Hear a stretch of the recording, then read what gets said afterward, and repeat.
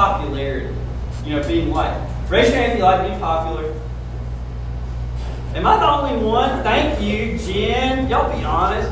Yeah. Okay, let's phrase it a different way. Raise your hand if you like being liked by people. Okay. All right. You put your hands in. If you like being liked by people, you see that can become, though. Listen very closely. That can become an it in your life, and the thing that drives you, the thing that makes you get up and dress a certain way, or talk a certain way, or have a certain group of friends. Here's the way it plays out. A student gets up in the morning, they go into their closet, they're picking out their clothes, but what's in the back of their mind as they're picking out those clothes is, what will so-and-so think of this outfit? Or what will this group of friends at school think about this dress? Or what will this group of friends right here think about those shoes? And it kind of boils down that way. Now, that may not be something that you literally walk in your closet, but it's in the back of your mind. And even maybe the friends you pick at school, you choose those friends based on popularity and being liked being it in your life. Even the way that you talk, the shows you watch, the music you listen to, all those decisions, if you look at your life and honestly answer whether or not you're making those decisions based on what you want or what other people will think of you because of those decisions, then what you're doing is you're making popularity and being liked your it instead of Jesus being it. That's one thing I see. Popularity, being liked. Everybody likes being liked.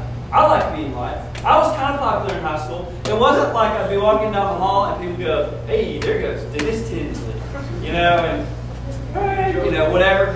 It was more like I was more like this kind of popular, and this is not the kind of popular one. Hey, there goes that kid that everybody stuffs in the trash can. You know, and that was me, and that's not the kind of popular, you know, that we attend to. Is popularity becoming it in your life? What drives you when you get up? The decisions that you make day to day, hour to hour. Popularity driving us. The other thing that I see is this. It's another it in students' life that I see. And guys, we have been fed this. We've been fed this. Our parents, even. My parents, my dad, even. And a whole generation of parents. And I caution parents about this. I talk to parents when I talk to your parents about these things. Making stuff and materialism and success it. You know, you're kind of getting up in the morning, going about your day, and your mind is focused on getting more stuff.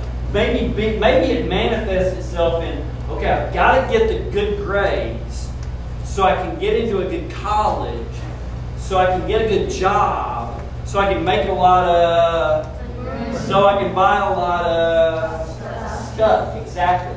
Do you realize that there's an industry in America and in a lot of Americanized countries that thrives that no other place on earth, not in third world countries, not in necessarily even some countries in Europe that deal with this industry thriving. You know what it is?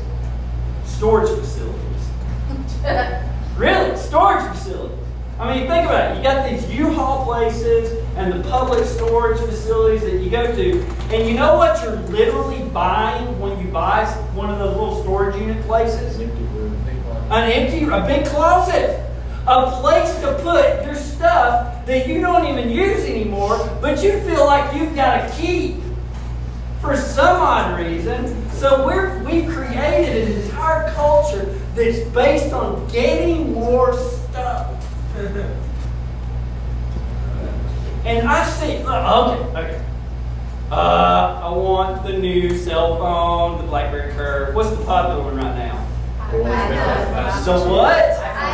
The iPhone, of course. The iPhone. I gotta get the iPhone. I hear students say, "Oh, I gotta get the iPhone," and I'm like, "What? You got like a meeting you gotta get to or something? You're kidding me. You're in 7th grade. You don't need an iPhone, Okay?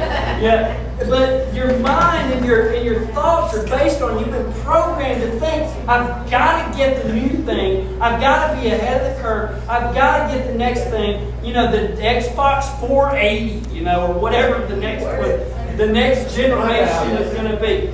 And it comes down to you just wanting more and more and more stuff. And all it is just simple and pure greed. And that taking the place, that being an it in your life instead of Jesus as it. Is Jesus it in your life? I'm going to pick that up again. And you know what my third one's going to be. And I know you guys. And I know what you struggle with. And I know, I even had, you know, calls recently, over the past couple of weeks, from parents that were talking about sports that their students were going to be involved in and their schedule and trying to figure out, you know, when our fall event was going to be. And, you know, even Wednesday nights, some students that had different practices and things.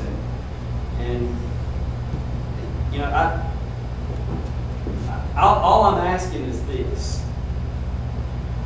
It or Jesus is it? I'm not saying that you have to be here every Wednesday. You have to be on Sunday mornings. And, you know, some parents maybe even are in here and hearing me say this, and you're going, you planned this. And I didn't. I promise you. I've had this message for like 6 months. Okay? I promise you. I didn't plan this. But does this represent a sport or a thing in your life that has become it over Jesus? That's pretty rough. That's a tough question to ask. If it is, it's an idol. And in the Old Testament, God commanded that they burn the idols. And that they go in and they kill every one of a different people group that erected those idols. Does it take doing maybe harsh things and serious things and seemingly crazy things to change up the it's in your life so that Jesus is it? And, you know, getting rid of it's in your life that don't mean anything.